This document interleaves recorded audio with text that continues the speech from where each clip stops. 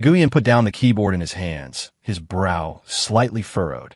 As a software engineer who worked from home, the doorbell was the most discordant note in his daily routine. It represented an unexpected interruption of his order. He walked over and looked through the peephole. A strange woman in a bright yellow dress stood outside. She was holding a white ceramic plate, a smile so brilliant it was almost blinding on her face. Nguyen hesitated for a moment, but still opened the door.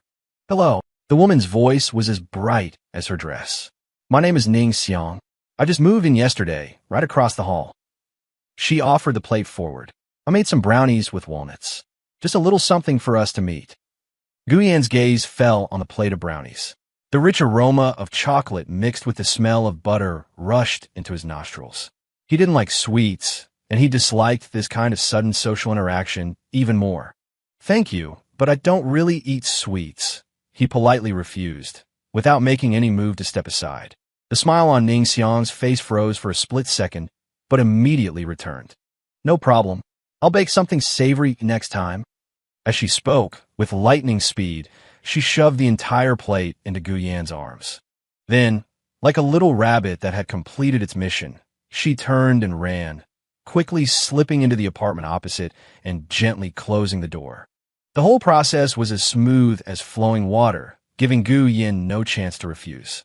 Nguyen stood where he was, holding a still warm plate and that lingering, cloying sweet scent. He looked down. The brownies were baked with care, the surface glossy, the walnuts scattered evenly. He sighed and closed the door. The order of his life, it seemed, had been torn open by a small rift, starting today. His heart skipped a beat. It couldn't be her again, could it? He looked through the peephole, and sure enough, it was Ning Xiang. This time she had changed into casual clothes and was holding an insulated container. Nguyen took a deep breath and pretended not to hear. He thought this would make her back down. However, after the doorbell rang persistently 3 times, Ning Xiang's clear voice came from outside. "Nguyen, are you home? I made some borscht. Didn't you say last time you don't like sweet things? This one is savory." Her voice wasn't loud, but it was exceptionally clear in the quiet hallway. Nguyen's head was splitting. He walked to the door and said through it, "Thanks, but I've already eaten." "Oh, is that so?" Ning Xiang's voice sounded a little disappointed. "Then I'll just leave it at the door for now. You can have it when you're hungry. I simmered it on low heat for a long time. It's very comforting." After she spoke, there was silence from outside. Nguyen stood behind the door for a while, before slowly pulling it open. On the doormat, an insulated container sat securely. Next to it was a sticky note with a smiley face drawn on it, and the words, "Please enjoy." Resigned to his fate, he picked up the container and went inside. For the next few days, Ning Xiang was like a precision timepiece. Today it was pumpkin pie, tomorrow roasted chicken wings, and the day after, homemade jam. Her excuses were bizarrely varied. The oven was preheated, so I might as well use it. The chicken wings at the supermarket were buy one get one free, too good a deal to pass up, and I made a lot this weekend, so I'm sharing some with you. Nguyen used every excuse he could think of to politely decline. "I'm on a diet. I've been having stomach problems recently. I'm allergic to that." Ning Xiang would always say, "Oh," with a look of sudden realization, only to return the next day with something new. Her enthusiasm was like an inexhaustible source of energy, making Nguyen's social barriers seem pale and feeble. Just as he was about to break down, his phone vibrated. It was a video link from his childhood friend, Lin Feng, with a line of text attached. "Bro, check this out. Is this blogger your neighbor?" Nguyen clicked on it. The video's title was Vlog, 100 Ways to Win Over the Handsome Guy Across the Hall. In the video, Ning Xiang was facing the camera, excitedly showing off the bento box she was going to give her target neighbor today, and the background behind her was unmistakably Nguyen's own dark gray door. The expression on Nguyen's face froze instantly. So, none of this was about being neighborly. This was a long premeditated offensive. He finally understood that behind Ning Xiang's seemingly innocent gestures was a precise combat plan. He wasn't a neighbor. He was the target. A sense of being offended welled up inside him. He decided to activate defensive mode. That noon, he ordered a spicy numbing hot pot and wrote in the notes, "Make it so spicy, I question my existence. Add extra chili." He wanted to use this self-destructive method to declare his preference for strong flavors and completely put a stop to Ning Xiang's culinary offensive. When the delivery arrived, he deliberately lingered at his door for a moment longer. Sure enough, the opposite door cracked open. Gu Yin pretended not to see, carrying the glistening red bucket of spicy hot pot back into his apartment. He could even feel the scorching gaze on his back. However, half an hour later, the doorbell rang. Gu Yin opened the door to find no one there, only a bag on the floor. He picked it up and saw an exquisite vegetable salad and a bottle of iced water. There was another sticky note on the bag, in Ning Xiang's delicate and cute handwriting. Eating too spicy is bad for your stomach. This will help cool you down. Gu Yin clutched the note, so angry he was speechless. This woman was practically his nemesis. The next day, Gu Yin printed a sheet of A4 paper with bold black letters that read, "All food sharing is declined. Thank you for your cooperation." Then he neatly taped it to his door. He thought this white flag would surely do the trick. In the afternoon, he went out to throw away the trash and found the paper on his door was gone. In its place was a colorful cartoon sticker of a cat giving a thumbs up with the words, "Stay energetic today, too." Gu Yin was about to go crazy. He even began to make himself look unkempt, deliberately wearing old, pilled pajamas and sporting a messy bedhead that looked like a bird's nest to get his deliveries. He thought that any woman with a sense of aesthetics would surely be deterred by the sight of him. As it turned out, he ran into Ning Xiang in the hallway. She was holding a huge cardboard box. "Gu Yin, what a coincidence." She smiled as brightly as ever. "I bought some new loungewear, but I got the wrong size. I think it should fit you. Just consider it an apology for the trouble last time." Without giving him a chance to refuse, the box of fashionable loungewear was thrust into his arms. Holding the box, Gu Yin felt like a prey that had been cornered step by step, finally falling into a trap. He had to take the initiative and completely extinguish Ning Xiang's aspirations. He called his childhood friend, Lin Feng. "Come over this weekend and help me put on a show," Gu Yin said concisely. On the weekend, Lin Feng arrived as promised. The two of them stood in the hallway, their voices just loud enough for the person across the hall to hear. "I say, Yin, why haven't you found a girlfriend yet?" Lin Feng's voice was full of dramatic flair. "What kind of girl do you even like? Give me some criteria." Gu Yin cleared his throat and began his own performance. "I'm not asking for much. I just like the clingy type who knows how to act cute with a soft, sweet voice. The type I hate the most is someone like Ning Xiang. Too forward, too domineering, too aggressive. I can't stand it at all." After speaking, he deliberately glanced toward the opposite door. In the crack of the door, a shadow seemed to flicker. Gu Yin gloated inwardly. She should give up now, right? Liking someone clingy and cute is the complete opposite of a female warrior like you. However, the next day, when he opened his door, he was utterly dumbfounded. Ning Xiang was standing at his doorstep, wearing a pink floral dress, her soft hair draped over her shoulders. When she saw Gu Yin, she instantly lowered her head, wringing the hem of her dress with both hands, and said in a voice as faint as a mosquito's buzz, a voice Gu Yin had never heard before, "Ji Gu Yin, good morning." That voice was as soft as cotton candy. Gu Yin froze. Seeing no reaction from him, she took a few mincing steps closer and spoke again, a hint of grievance in her voice. "I made some small cakes. Would you like to try one?"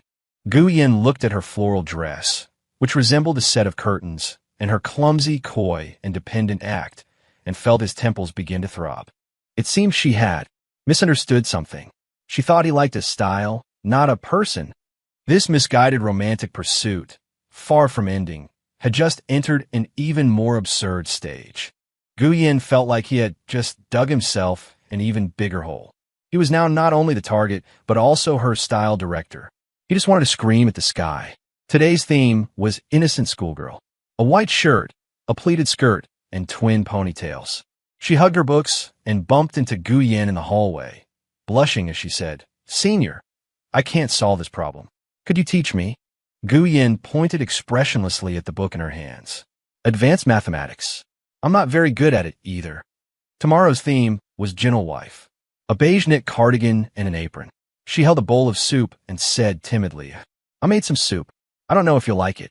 Gu Yin looked at her flat shoes, which were clearly for decoration, and the heels so thin they looked like they were about to snap, and said nothing. Every one of Ning Xiang's attempts landed squarely on Gu Yan's minefield. Her direct approach had turned into a clumsy, awkward imitation. Gu Yan should have felt gratified that his target was finally backing down. But strangely, he wasn't happy at all. Watching her try so hard to play a role that didn't belong to her, watching the light in her eyes gradually become cautious, a strange sense of irritation and pity grew in his heart. He started complaining frequently to his childhood friend, Lin Feng. "You have no idea what she wore today. She looked like a doll cut out from an old tablecloth. Her voice, I suspect she's pinching her throat when she talks. It gives me goosebumps." Lin Feng gloated on the side. "Isn't this exactly what you wanted? She's changing herself according to your preferences. You should be happy." Gu Yan froze. Was this the result he wanted? He just wanted her to stop pursuing him, but he never thought about wanting her to become someone else. The girl in the yellow dress with a bright smile who shoved a brownie at him and ran away. And this girl now, in a floral dress, timid and shrinking. Were they really the same person? He realized that he kind of missed the aggressive Ning Xiang from the beginning. The thought, once it appeared, startled even himself. The computer screen went black in an instant. The meeting was interrupted. The power was out. Gu Yan fumbled for his phone and turned on the flashlight. He didn't like the dark, especially this kind of complete, sudden darkness, which gave him a suffocating feeling of being abandoned by the world. His social anxiety would be infinitely magnified in enclosed and dark environments. He took a few deep breaths and decided to take the stairs to go down and check the situation. Just as he opened his door, he saw the door opposite also open. Ning Xiang was also holding her phone. When she saw him, she was clearly taken aback for a moment, then habitually tried to put on that gentle smile. "Gu." Before she could finish, the elevator indicator light also went out. The two turned their heads at almost the same time, then realized a terrible fact. They had both subconsciously walked towards the elevator and were now trapped in this narrow hallway space. There were no windows here, only two closed elevator doors and the sign for the emergency exit. The air seemed to freeze in an instant. Gu Yan's breathing started to become rapid. He leaned against the wall, feeling his palms sweating. He hated this feeling, hated this kind of uncontrollable accident. Just as he was about to have an episode, a soft light came on. It was Ning Xiang. She took a small emergency light from her large tote bag and hung it on a hook on the wall. The orange-yellow light instantly dispelled some of the darkness and also warmed the cold air. She wasn't boisterous like usual, nor did she continue to play that gentle role. She just silently took a bottle of water from her bag, handed it to Gu Yan, and then leaned against the other wall and sat down. "Don't be afraid. The building management will come to fix it soon." Her voice returned to normal, clear and calm. She seemed to have also forgotten about her quest to win him over. In the darkness, she began to speak in a low voice. "Let me tell you, I messed up baking a cake again yesterday. I mixed up the sugar and the salt and baked a sea of salt cake. My cat took one sniff and ran away." She talked about her various baking failures, her tone filled with self-deprecation and a little embarrassment. Gu Yan listened quietly. He discovered that the darkness seemed to cut off all external labels and identities. She wasn't that blogger with endless energy, nor was she that clumsy imitator. She was just an ordinary girl who told bad jokes and was a little cute. In this environment, Gu Yan's heart strangely settled down. For the first time, he wasn't offended by her proximity. After an unknown amount of time, the power came back on. The moment the lights came on, both of them blinked, a little unaccustomed to the brightness. Gu Yan looked at Ning Xiang. Her face still held the smile from her storytelling. As if by some strange impulse, he took the initiative to speak. "That molten chocolate lava cake you mentioned earlier, how do you make it?" This was the first time he had asked a question that had nothing to do with defense and rejection. Gu Yan no longer saw Ning Xiang's every appearance as an attack. He began to unconsciously wait at the door, anticipating that familiar figure. She still brought him food, but no longer deliberately feigned any particular style. She went back to wearing simple t-shirts and jeans, and her smile returned to its initial brilliance. Gu Yan started to exchange a few more words with her. "The grilled wings today taste good. This soup is a bit bland. Ning Xiang listened intently every time, like a student waiting for a teacher to grade their homework, and then adjusted her menu. One time, Guyen saw her struggling up the stairs with a heavy bag of flour, panting. Without much hesitation, he walked over and took it from her hands. "Let me," he said. Ning Xiang froze for a moment. Then her eyes crinkled into a smile, revealing two small canine teeth. "Thank you." At that moment, Gu Yin felt as if the sunlight had poured in from the end of the corridor. He began to recall the moments spent with Ning Xiang during his sleepless nights. Her straightforward enthusiasm, her clumsy attempts to please, the sound of her voice telling stories in the dark. These scenes replayed in his mind like a movie. He had to admit that he was falling for her. This realization terrified him, yet it also brought a secret thrill of joy. He even began to consider whether he should take the initiative. Perhaps he could ask her to a movie, or ask if she was free on the weekend. Just as he was gathering the courage to take that step, a chance discovery brutally dragged him down from the clouds. That day, Ning Xiang came to his apartment to borrow the printer and left her phone in the living room. Gu Yin inadvertently glanced at the lit-up screen, where a message from her best friend had popped up. Xiang, your boyfriend next door video series data has exploded. The fans are all saying it's so sweet, they're going crazy for it. I told you this topic would be a hit. Boyfriend next door, video series. Topic would be a hit. Every word was like a cold awl, stabbing fiercely into Gu Yan's heart. So, from beginning to end, it had all been just a performance for online traffic. All his wavering, all his anticipation was just a joke. He had become the male lead in her video, the one being foolishly pursued. All of his defenses, which he had dismantled with his own hands, were rebuilt by her in the most brutal way. The wall was now taller and colder than before. He held his phone, a chill running through him. Ning Xiang finished printing the documents and walked out of the study, humming a tune. "All done, thank you." She saw the look on Gu Yan's face, and the smile froze on her lips. "What's wrong with you? Are you not feeling well?" Gu Yan didn't speak, merely turning the phone screen towards her. The glaring message was reflected clearly in her eyes. The color drained from Ning Xiang's face in an instant. She opened her mouth, but couldn't make sound. "Of all the things you've done," Gu Yan's voice was terrifyingly calm. "How much of it was real?" Ning Xiang's eyes reddened instantly. Tears, like pearls from a broken string, rolled down her cheeks in large drops. "It's not. Gu Yan, let me explain," she cried, reaching for his hand. Gu Yan violently shook her off. "Explain what?" he sneered. "Explain that my role as boyfriend was well played? That the fans were enjoying the sweet content? Ning Xiang, what do you take me for?" "I didn't." Ning Xiang sobbed out of breath. At the beginning, this whole project, it was just a random idea my best friend gave me to help me get over a breakup. She told me to find something to do to regain my confidence." Her voice was intermittent, filled with grievance. I did do a lot of things for the sake of filming the videos. But when I was with you, those performances had already become my habit. Those scripts had already become my true feelings. She choked on her sobs, barely able to form a complete sentence. As I was acting, I lost myself in the role. "Gu Yan, I'm an idiot. I don't know how to like someone. I only know how to treat you well in the only way I know how." Watching her cry so heartbreakingly, Gu Yan felt as if a hand was tightly squeezing his heart. The pain was intense. He wanted so badly to believe her. But the words neighbor boyfriend were like a poisoned thorn stuck in his reason, paralyzing him. He was scared of being the moth drawn to the flame once more, only to find out in the end that he was just a cold number in her data. "I am sorry." He finally uttered these two words, then turned and walked into the bedroom, shutting the door with a bang. He shut Ning Xiang and the cake she held in her hands outside the door. From outside the door came Ning Xiang's suppressed sobs. Ning Xiang's sobs, and her words looped in his ears like a magic spell. As I acted, I found myself falling into the role. Was this sentence genuine, or was it a more brilliant script?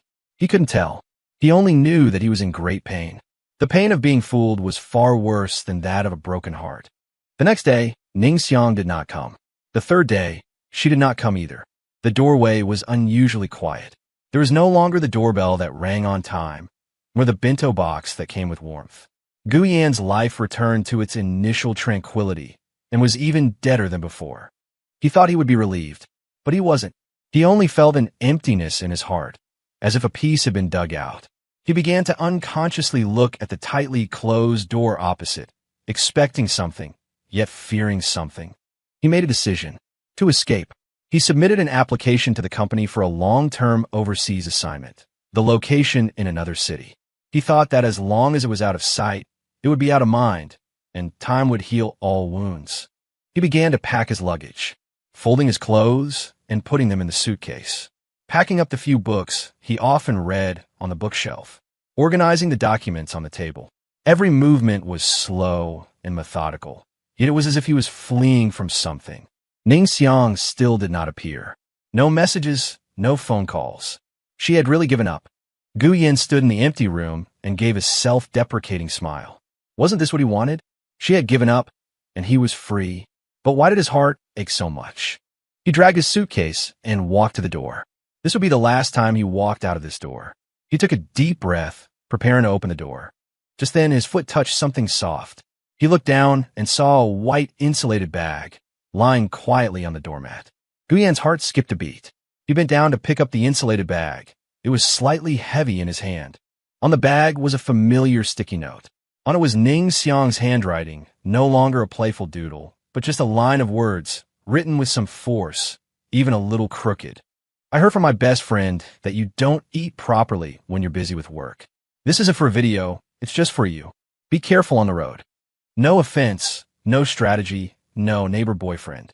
Only the most simple concern. Gu Yan understood in an instant. He had never mentioned to Ning Xiang his habit of eating irregularly when he was busy with work. Where did she find out? It could only be Lin Feng. She had not come to disturb him again, but behind his back, she had quietly asked his friend, quietly preparing everything for him.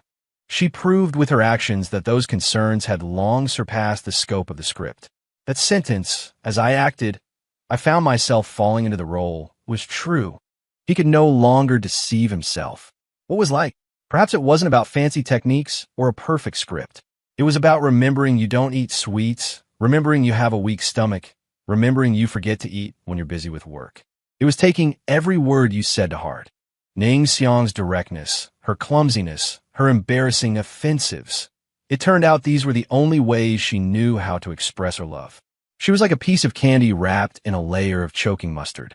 He was afraid of sour, and even more afraid of spicy, but he had never imagined that beneath the mustard was such pure sweetness.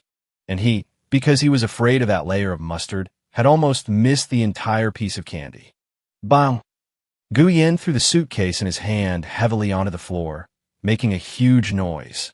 He didn't even have time to change his shoes before turning around and rushing to the door opposite, pounding on it with all his might. Ning Xiang! Ning Xiang, open the door. His voice was hoarse with urgency. A flurry of panicked footsteps came from inside, and the door was quickly opened. Ning Xiang stood at the doorway, her eyes red and swollen, her hair a little messy. She had clearly been up all night, too. Seeing Gu Yan, she froze completely, like a startled fawn. Gu Yan looked at her, his chest heaving violently. 1,000 words were stuck in his throat, but in the end, he only said something that surprised even himself. He was panting, his voice holding a hint of barely perceptible pleading about that. My business trip application. I've withdrawn it. Ning Xiang's eyes flew wide open, and tears welled up uncontrollably again. Gu Yan looked at her, his gaze unprecedentedly firm and gentle. He continued, also, today's bento. Could you save a portion for me? Ning Xiang bit her lip and nodded with effort, but the tears flowed even more fiercely. Gu Yan took a step forward and gently wiped the tears from her cheeks, his voice low and clear. Starting tomorrow,